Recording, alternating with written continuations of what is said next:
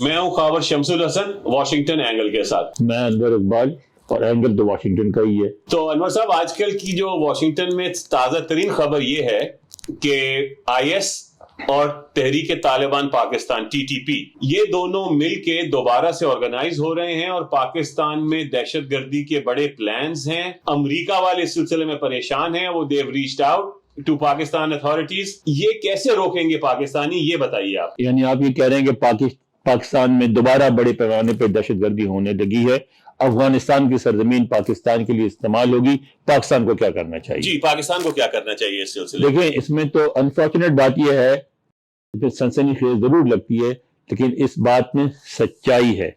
और उसकी वजह यह है कि आप जो हमला हुआ हमारे सफारतकार पे काबुल में, जिसमें अल्लाह का शुक्र कि वो बच गए, एक हमारा गार्ड जो बुरी तरह जख्मी हुआ तो वो भी अब रूब सेहत हो रहा है, लेकिन उस हमले के पीछे जो लोग थे, ये वो लोग हैं। कौन है?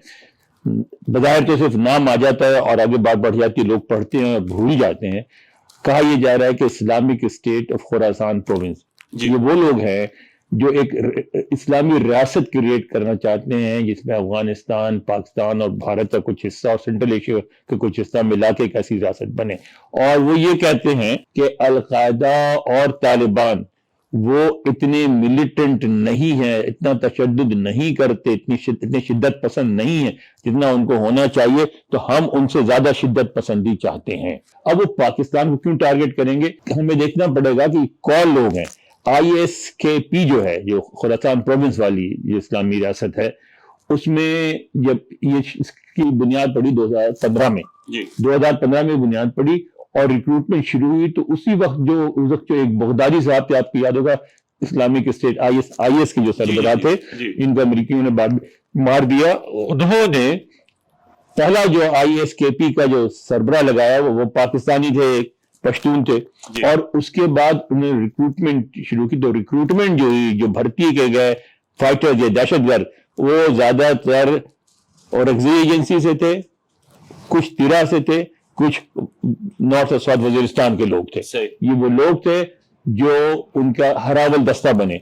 और अब भी कहा यह जाता है कि 4000 से ज्यादा ISKP के फाइटर्स हैं अफगानिस्तान में, और उनमें से तकरीबन निस्फ पाकिस्तानी है।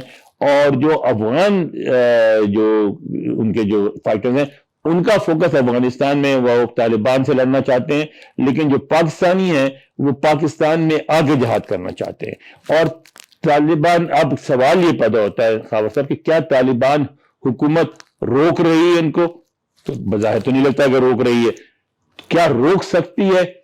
इसके बारे में अमरीकियों का ये कहना है, ये मैंने इस पर काफी मुतारिक है। यहाँ जो आपने देखा एक बहुत बड़ा थिंक टैंक है CSIS, एक ह्यूमन राइट्स वॉच वाले हैं, उसके अलावा इनकी जो कांग्रेचुअल रिसर्च सर्विस है, इनकी रिपोर्टें आई हैं इस हफ्ते के अंदर, और उसमें कहा यह जा रहा है कि तालिबान अगर चाहें भी तो रोक नहीं सकते, क्योंकि वो बहुत मिलिटेंट हैं, बहुत शिद्दत पसंद है, और वो हंगामा करने को तैयार बैठे हैं।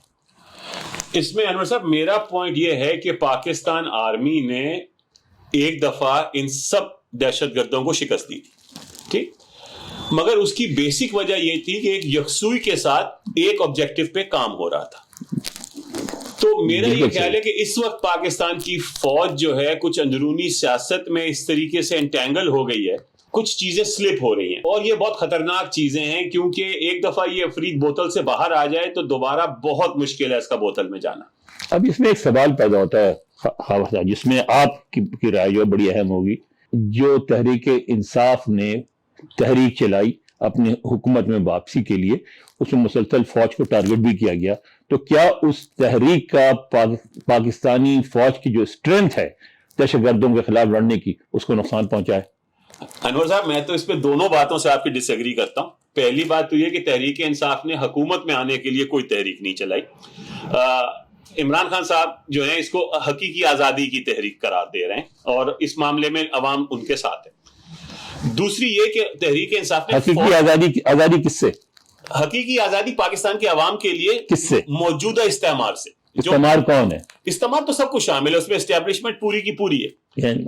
اور یعنی فوج بھی جی فوج بھی اسٹیبلشمنٹ کا حصہ ہے. تو پھر فوج تو ویکن ہوگی نا آپ کے تحریک نہیں، سے. مگر خان صاحب نے فوج پہ ایز اے ادارہ کبھی بھی اٹیک نہیں کیا. چند انڈیویجولز ہیں جن کو ٹارگٹ کیا گیا، اور وہ مطلب سب کے سامنے موجود ہے کہ ان کی کیا پالیسیز تھی جس کی وجہ سے ملک یہاں پہنچا.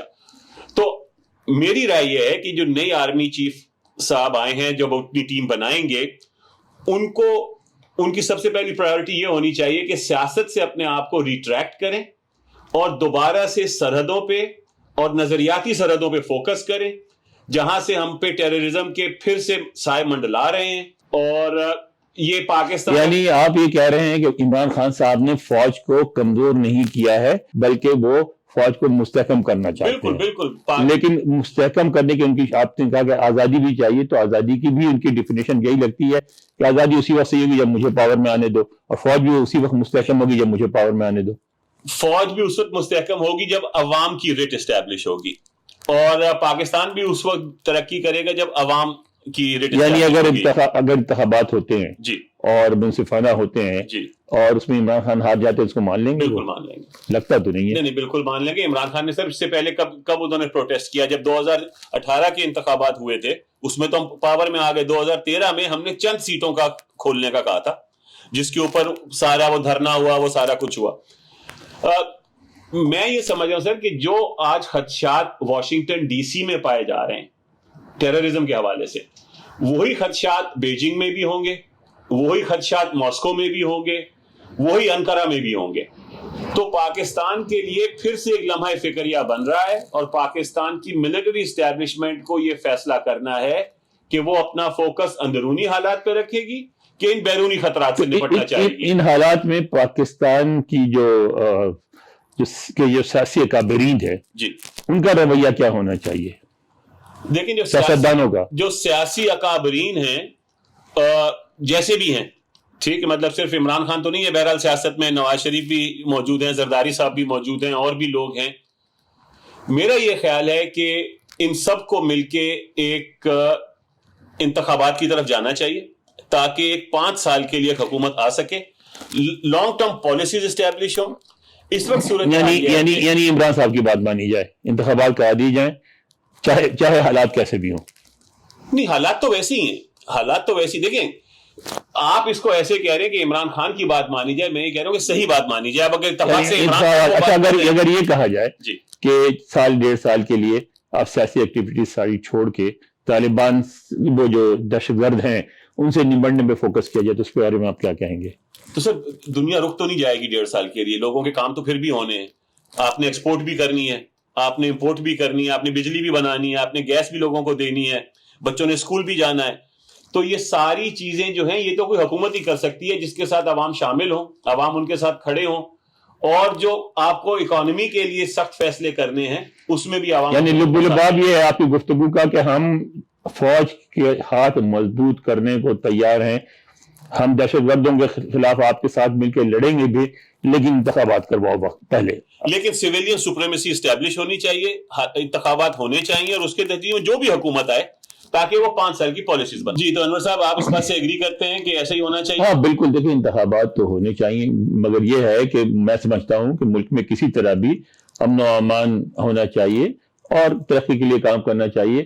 اب یہ واشنگٹن سے جب دیکھیں تو پاکستان ایسے ہی نظر آتا ہے جیسا ہمیں نظر آتا ہے، اور پاکستان میں رہنے والوں کو شاید اس سے مختلف نظر آئے، لیکن ہم واشنگٹن کے حوالے سے پاکستان کے بارے میں گفتگو کر رہے ہیں. یہ تھا آج کا واشنگٹن اینگل.